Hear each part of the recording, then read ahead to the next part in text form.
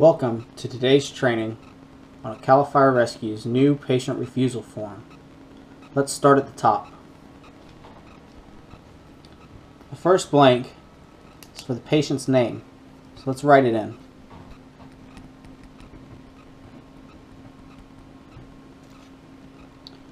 Under where the patient's going to write their name, or where you're going to fill the patient's name in, are two checkboxes, one for treatment and one for transport.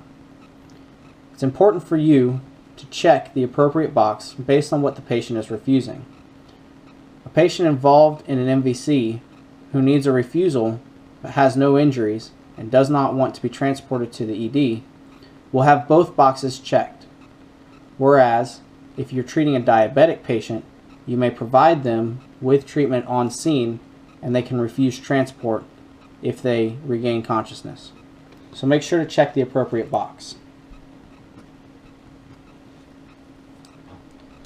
Below this are 5 statements. Each statement has a blank line next to it. It is important to have the patient initial in each box next to the lines, acknowledging that they have read and understand the statements next to each blank. There is a box provided if the patient chooses to go to the ED by POV. Below this is an area for patient demographics. Let's start at the top with the date. Input your date followed by your incident number and the patient's address.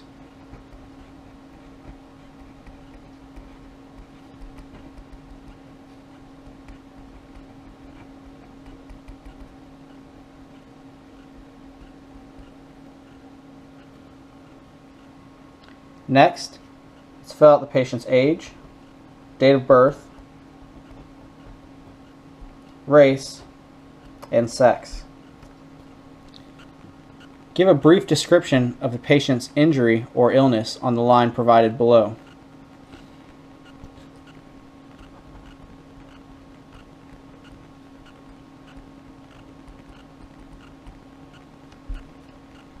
Below this line, you'll see that there are 2 spaces provided for vital signs.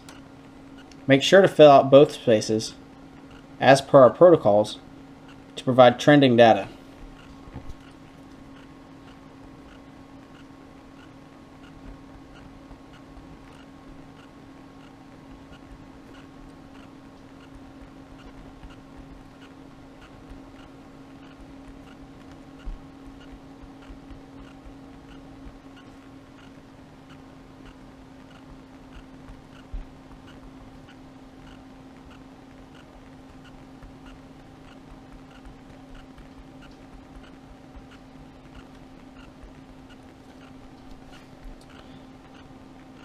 If the patient is refusing as the result of a motor vehicle collision, make sure to check any boxes that apply for safety equipment that may have been used during the collision.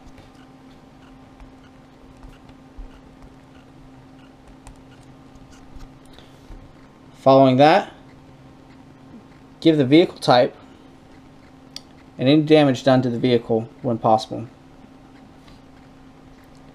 Below is a line for the patient to sign.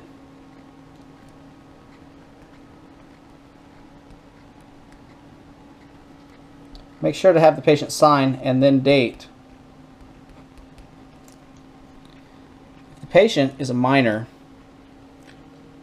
have the guardian who is on scene sign here and then write below their relation to the patient. Remember, the actual patient's name, even if they're a minor, should go here in the top line, whereas the guardian will sign here and then state their relationship.